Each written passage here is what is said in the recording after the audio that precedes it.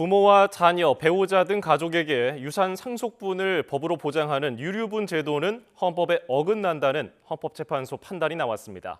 학대 등 폐륜 행위를 한 가족까지 상속을 보장하는 건 국민 상식에 맞지 않는다는 이유인데 상속 제한 대상을 넓히자는 법은 아직 국회 문턱을 넘지 못하고 있습니다. 홍민기 기자입니다. 이번 헌법재판소 심판 대상에 오른 조항 가운데 대표격은 민법 제1112조입니다. 고인의 유언과 상관없이 부모나 자녀, 배우자, 형제, 자매 등 가족들에게 돌아갈 상속분을 일정한 비율로 규정하는 내용입니다. 그런데 부모를 제대로 모시지 않거나 자녀를 학대한 경우에도 법으로 상속을 보장하는 건 부당하다는 지적이 꾸준히 제기돼 왔습니다. 지난 2019년 가수 구하라 씨가 숨진 뒤 20년 넘게 연락을 끊었던 친모가 나타나 유산의 절반을 요구한 일이 알려지면서 비판에 더욱 불이 붙기도 했습니다.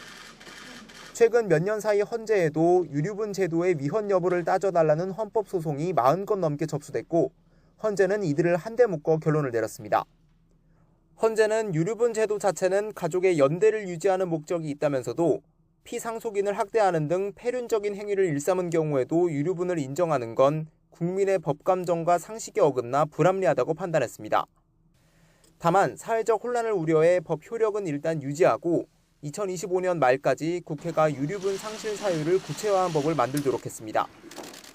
국회에서 입법 형성권을 잘 이렇게 발의를 하셔서 종합적으로 이제 이 유류분 제도를 다시 정비하는 그런 계기가 되었으면 좋겠습니다.